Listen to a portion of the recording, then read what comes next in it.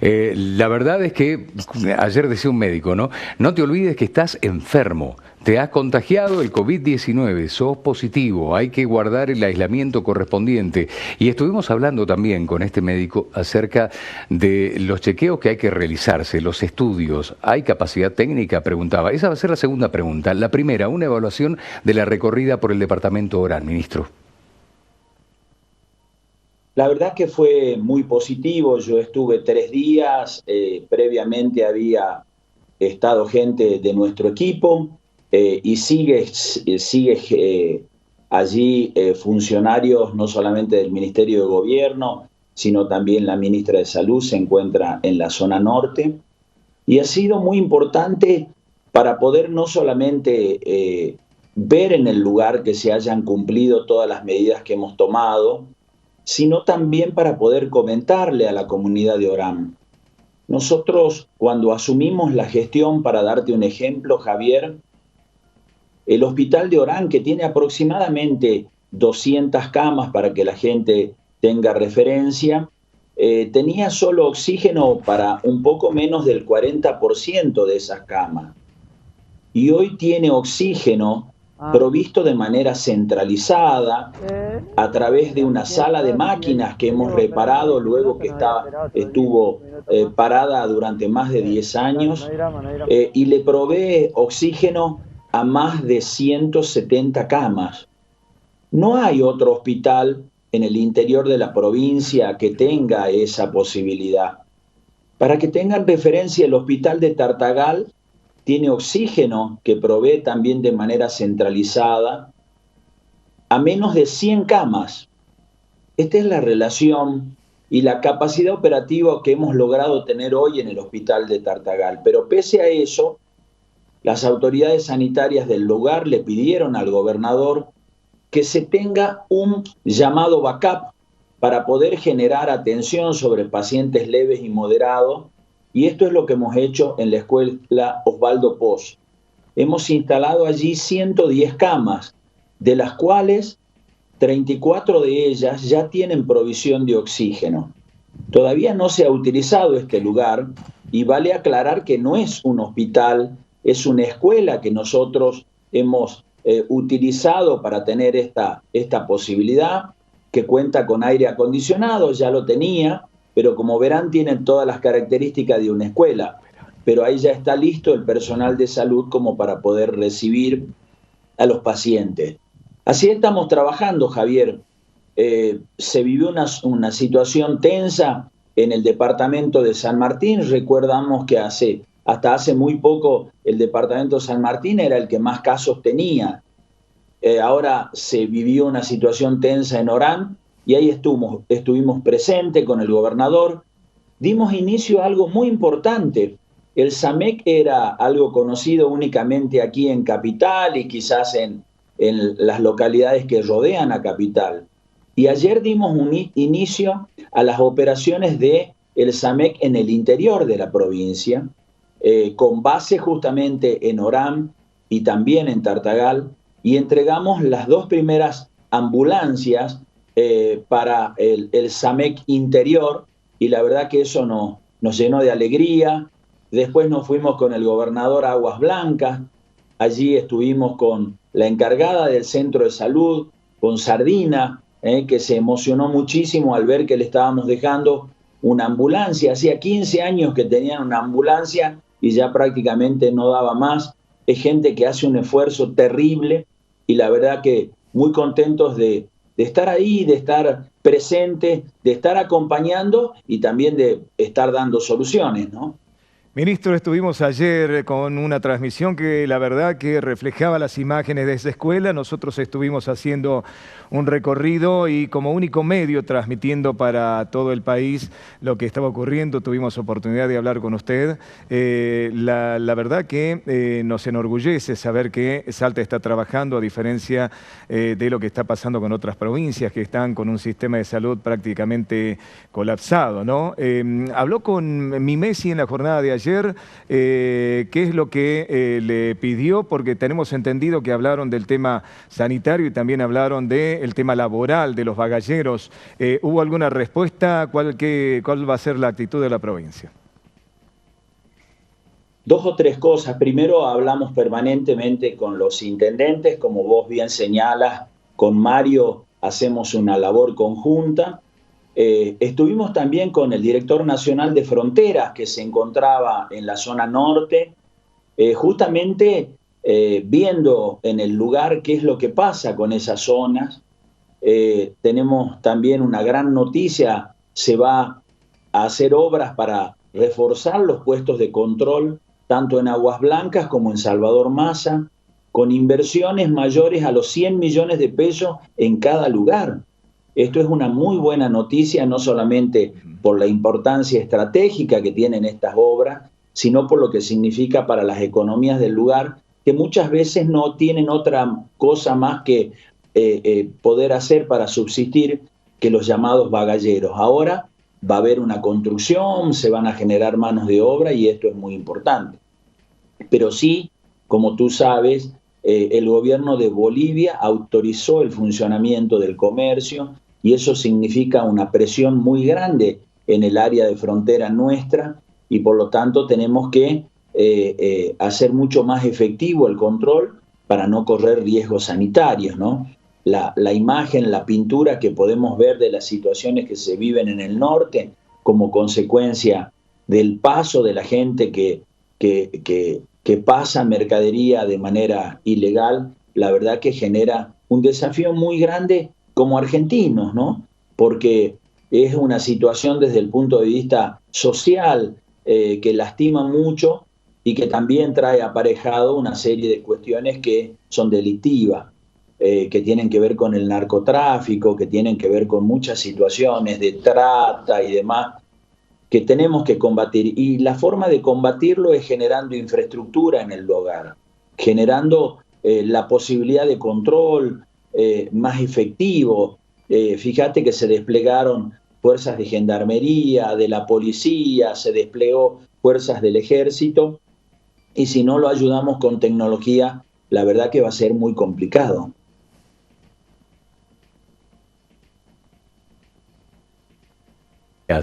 En Orán. Ahora sí, ahora creo que me está escuchando. Usted estuvo 3 días en Orán, estuvo la ministra de Salud, estuvo el gobernador de la provincia, en una zona de circulación comunitaria. ¿No es riesgoso estarla visitando, así como lo hizo el gobernador con todo su equipo? Sí, obviamente que es riesgoso, Javier, pero adoptamos las medidas de protocolo para correr el menos riesgo posible. Pero ¿sabes qué, Javier? No, hay cosas que hay que verlas en el lugar. No se resuelven desde un escritorio. Hay cosas que tenemos que hacer allá, y hasta te diría ir y hablar con los oranenses. Yo llegué y la verdad que había una situación, te diría, de descreimiento en el sistema de salud que ellos tenían. La verdad que había una situación muy compleja y para eso es necesario estar en el lugar para poder percibir ese clima, para poder de alguna manera intentar brindar la claridad respecto a cómo está el sistema de salud. Mucha gente en Orán, por ejemplo, desconocía que, imagínate, yo les decía, comenzamos esta pandemia en el único lugar donde se hacían los análisis PCR, era en el hospital, en el Instituto Malbrán, en Buenos Aires. Y ahora se ha descentralizado y en particular en Salta ya lo hacemos en el interior de la provincia, justamente en Orán, porque ellos tenían un laboratorio muy importante. Entonces hay muchas cosas que se han hecho a los fines de poder brindar una muy buena atención allí y la verdad que es importante que la gente lo conozca, pero como siempre decimos, no nos tenemos que confiar porque así como hemos provisto equipamiento y demás, lo que falta son médicos. Hace, no sé, 2 semanas que yo vengo hablando de este tema y diciendo, no falta equipamiento, no faltan camas, lo que faltan son médicos. Y el que tenga un médico para que pueda venir a prestar servicio a nuestra provincia y en particular al interior de nuestra provincia, que no duden en llamarnos, no vamos a durar dudar un momento en contratarlo. Pero la verdad que hace falta estar más allá de los riesgos que se corran. Yo estuve justamente varios días allá, pero el gobernador estuvo solo un tiempito, lo cuidamos más a él, que es el que no se tiene que... Ministro, el gobernador de la provincia en su discurso el día domingo dijo que estaba prácticamente al límite el sistema de salud, inclusive dio algunos números, un 69% de camas ocupadas, 217 nuevos contagios en Salta, fue prácticamente el que superó el límite del día anterior. ¿Cómo se encuentra en este momento el sistema de salud? ¿Ha colapsado? ¿Estamos a punto? ¿Le damos tranquilidad a la gente de que sigue igual? Primero, no ha colapsado. Segundo, la gente, no digo que debe tener intranquilidad, pero no debe bajar la guardia. Y la gente tiene que ver lo que está pasando. Primero fue San Martín, la zona norte. Cuando se toman medidas de aislamiento, baja el contagio. Fíjate la cantidad de contagio que hay día a día en el departamento San Martín. Ya es una tendencia a la baja muy consolidada. Hemos tenido en Orán 3 días también de disminución de casos. Es decir, cuando se adoptan medidas para bajar la circulación, la verdad que las cosas van cambiando y van mejorando. Y hoy se traslada una situación a Capital. Hay una evolución de casos en el departamento Capital, que por un lado tiene una lógica, porque acá vive más de 500.000 de habitantes, pero por otro lado tiene que ver también en muchas situaciones porque no se respetan protocolos, tiene que ver porque se realizan reuniones sociales que no deben hacerse, se generan aglomeraciones al momento de cobrar en un banco o hacer ciertas actividades. Y la gente dice, ¿y por qué no va la policía? ¿Y por qué no hace esto y lo otro?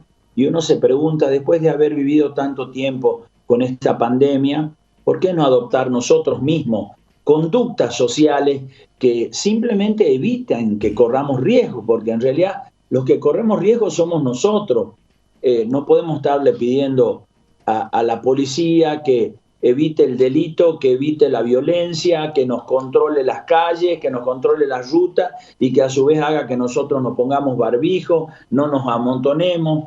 La verdad que es una situación compleja y se exige mucho a las fuerzas de seguridad y creo que tenemos que hacer mucho más nosotros, ¿no? Hoy la situación se trasladó claramente a la ciudad de Salta, a los municipios que están cercanos. Veamos la cantidad de casos en Cerrillo, veamos la cantidad de casos, cómo van evolucionando en las localidades que rodean a Salta, y tenemos que justamente extremar las medidas. No tenemos un sistema de salud que está en colapso, ni está en inminente colapso. Tiene capacidad operativa. Nosotros hemos tomado medidas no solamente para fortalecer el centro de referencia que es el Papa Francisco. Al lado del Papa Francisco también hemos dispuesto una escuela, también con una importante cantidad de camas. Si hay necesidad de mayor número de aislamiento, tenemos el centro de convenciones. Todos los hospitales, no solamente del ámbito privado, del ámbito público, sino también del privado, se han preparado para afrontar esta situación, pero bueno, nada va a alcanzar si nosotros no adoptamos conductas que evitan que crezca de manera exponencial el contagio en nuestra provincia. Ministro, hace un ratito estaba viendo un par de placas que tienen que ver con el PCR y que tienen que ver con los testeos rápidos. Para que la gente pueda saber cuál es la diferencia entre ellos, le voy a pedir a la producción si podemos poner a pleno esas placas para que la gente sepa qué es un PCR y qué es un test rápido, para qué sirve cada uno de... Estamos compartiendo, ministro, en este momento el hisopado o el PCR versus el test rápido. El hisopado sirve para determinar si una persona es portadora del virus SARS-CoV-2 o el COVID-19, como lo conocemos. En cambio, no sirve el testeo rápido para saber nada más. Y si volvemos a la placa anterior, si son tan gentiles, a ver... Tenemos testeo rápido, no sirve para diagnóstico de enfermedad, solo se usa para estudios epidemiológicos. En cambio, el hisopado, el PCR, sirve para determinar si una persona es portadora de la enfermedad. Diferencia fundamental, ¿no?, entre el PCR y el test rápido, que es el que se estaba haciendo en algunos lugares, por ejemplo, en el acceso a la provincia de Jujuy, sin ir más lejos. Ahora, usted mencionaba recién, ministro, la posibilidad que tiene Orán de tener su laboratorio para hacer los estudios PCR. Este era un pedido que habían hecho tanto Pablo González, el intendente de Orán, Juan Cruz Curá, el senador por la localidad. Bueno, todos en realidad. Accede el gobierno. ¿Qué capacidad tiene este laboratorio? Y si va a centralizar también los estudios que puedan llegar o los hisopados que puedan llegar desde el departamento de San Martín. Sí, claramente. Cuando estratégicamente se tomó la decisión de brindar todo el equipamiento necesario, que es bastante costoso, y preparar al personal para que pueda hacer análisis PCR, se lo hizo en el marco no solamente de un laboratorio que ya tenía una base instalada importante, sino en el marco de poder evitar las demoras que significan por el viaje de muestras que vienen del norte de nuestra provincia. En el sur de la provincia llegan más rápido y obviamente en el área metropolitana más aún, para poder hacer análisis en los laboratorios que tenemos acá en la ciudad. Pero en el caso del norte era complicado y se puso en funcionamiento el laboratorio de Orán, que trabajó con los llamados NeoKit para hacer análisis PCR, que es algo muy importante que se hizo a nivel nacional, que es una producción de nuestra Argentina y nos pone muy orgullosos. Y eso permite diagnosticar aquellas personas que tienen algún tipo de sintomatología compatible con COVID-19 y así poder determinar si han contraído la enfermedad o no y generar los mecanismos de aislamiento sobre sus contactos estrechos y demás. Así que es muy importante. Pero nos pareció importante también contarle a la gente la existencia de otro tipo de análisis, como son los llamados test rápidos, que una vez que ha evolucionado mucho la infección que se ha difundido dentro de las poblaciones, es necesario conocer no solamente quién tiene la enfermedad, sino quién ha tenido la enfermedad. Y para ello, los testeos rápidos son un elemento muy importante porque permiten medir lo que se denominan los anticuerpos para saber si esa persona estuvo en contacto con COVID-19 o no. Y esto es importante para la realización de estudios y hay gente también que va a optar seguramente en el futuro para saber si tuvo. Hay mucha gente que ha sido asintomática durante todo el proceso y quizás tuvo la enfermedad y ni siquiera se dio cuenta. El 80%, dicen los expertos, de la gente que contrae, que se infecta con el virus, no desarrolla ningún tipo de sintomatología. Y el 20% restante, solo un grupo de ellos desarrolla síntomas complejos y necesitan atención y necesitan respiradores, necesitan cascos. Hemos entregado en Orán cascos para oxigenación y también en los departamentos, en los municipios del interior, y son herramientas muy importantes para poder asistir a las personas que, si bien es un grupo reducido de personas, la verdad que es muy agresiva la enfermedad y los pone en una situación de riesgo de muerte muy grande. Por eso es tan necesario. Ahí está el gobernador justamente en la entrega de esos equipos que permiten oxigenación a los fines de que las personas puedan transcurrir la enfermedad, ¿no? Ahora, ministro, bueno, estamos viendo que el gobernador habló también del tema salud, hizo el recorrido, estuvo en el norte provincial.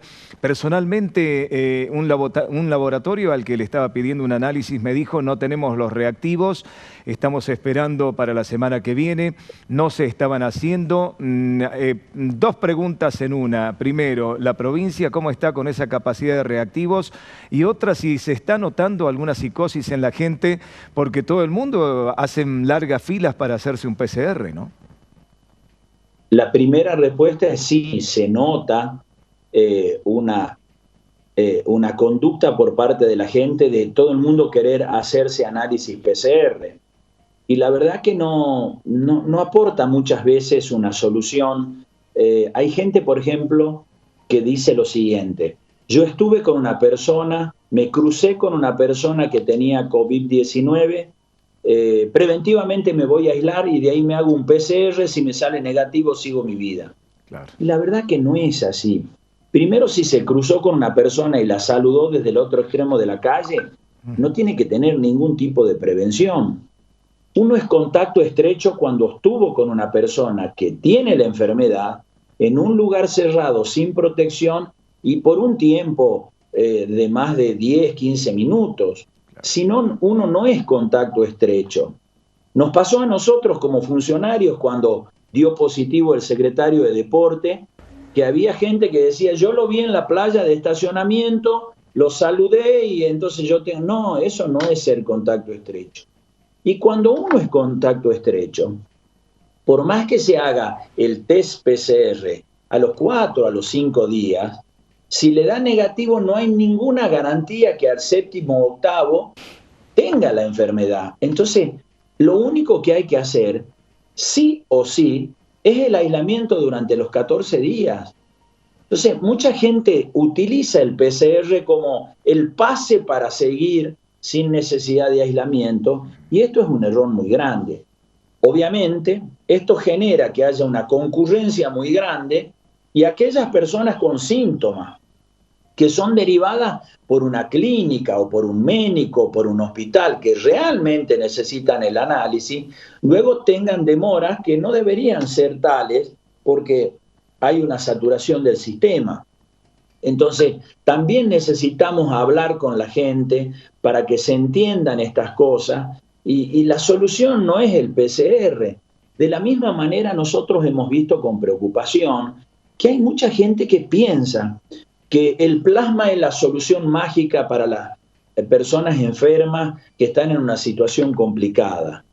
Y tampoco es así. Yo he estado en Orán y hay gente que ha fallecido, que ya no está con nosotros y que ha recibido donación de plasma, inclusive reiteradas veces.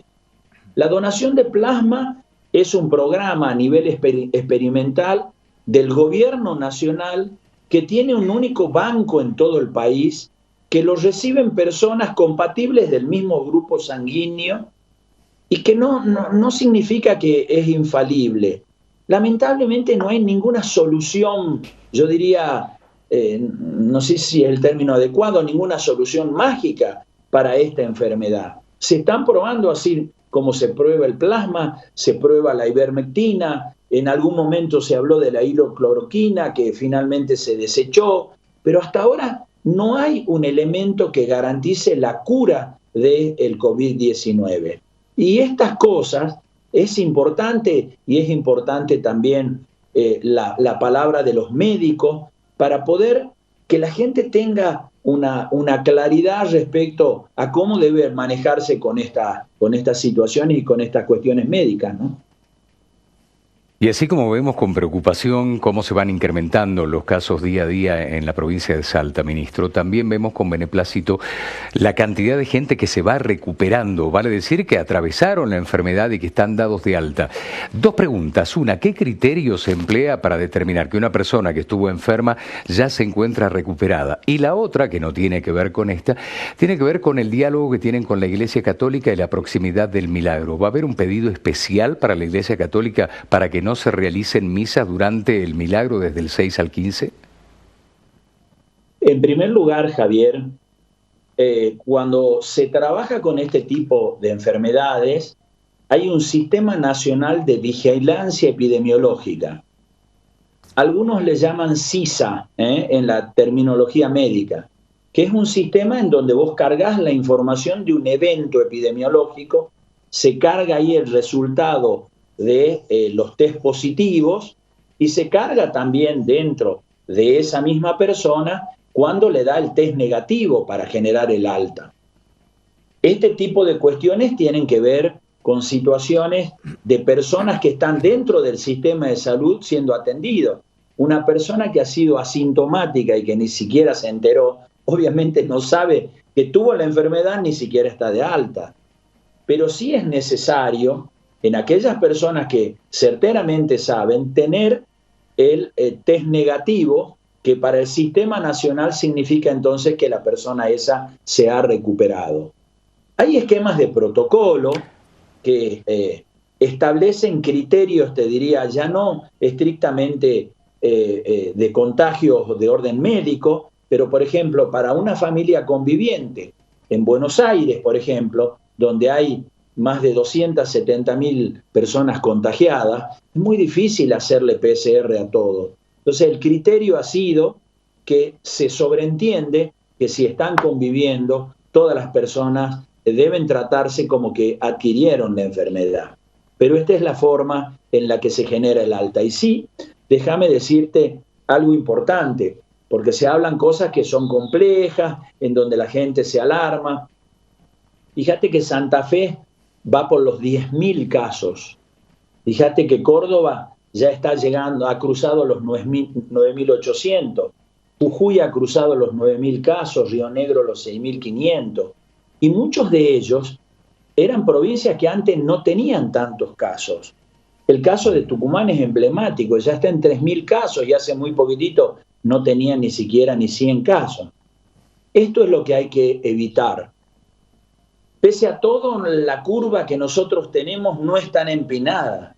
Si fuera más empinada, la relación entre personas infectadas y aquellos que ya se han curado sería mucho más asimétrica. Y hoy tenemos una relación que guarda cierta simetría y que tenemos una mayoría de personas que se han recuperado. Esto es lo que tenemos que lograr. Más allá de la cantidad de casos, estar siempre observando la relación entre las personas que han sido infectadas, ese número total y el número de recuperados. Siempre que nosotros tengamos un buen número de recuperados, quiere decir que las personas que tienen el virus activo son mucho menos y esto requiere también mucho menos atención en el sistema de salud. ¿Diálogo con la Iglesia Católica para tomar algunas medidas especiales por el milagro? Permanentemente, Javier. La verdad que nos preocupa mucho. Como Ministerio de Gobierno y desde el área de culto le hemos hecho conocer la preocupación a la Iglesia. Hemos tenido una charla, una conversación muy buena, por ejemplo, al momento de hacer la entronización de las imágenes. En ese momento la Iglesia tenía programada, por ejemplo, la instalación de pantallas en diferentes lugares del centro. Y nosotros le hicimos ver que eso iba a significar un riesgo de concentración de personas y rápidamente interpretaron esto y no pusieron esas pantallas. La entronización se hizo sin la presencia de personas, se transmitió a través de los medios digitales y ahora estamos tratando de llegar a un protocolo que evite la concurrencia de personas. Se estableció un cerco para evitar también la concurrencia a otros lugares, como ser bancos y demás, desde el área de seguridad para generar estos mecanismos preventivos, pero seguimos en conversación para tratar de que las actividades que puedan concitar la presencia de católicos, de personas que quieren ir a ver las imágenes y demás, sea lo menos posible. Y esto es un desafío que tenemos, ¿no? Seguimos en conversaciones y vamos a seguir insistiendo en la necesidad de que exista el menos riesgo posible. Ministro, ha sido usted muy gentil, le queremos agradecer muchísimo la predisposición que siempre tiene con nosotros. Un abrazo grande y le deseamos que tenga un lindo día. Al contrario, Javier, como siempre, agradecidísimo. Nuevamente un saludo para vos, para Cecilia. Poco a poco la enfermedad va llegando y va llegando a mucha gente conocida, amiga, el vecino y demás. Mientras esto vaya llegando de manera paulatina y tranquila, así debe ser. Así viene ocurriendo en muchos lugares del mundo, pero tenemos que evitar los colapsos. Y vos me preguntabas recién el tema respecto a la Iglesia y el milagro.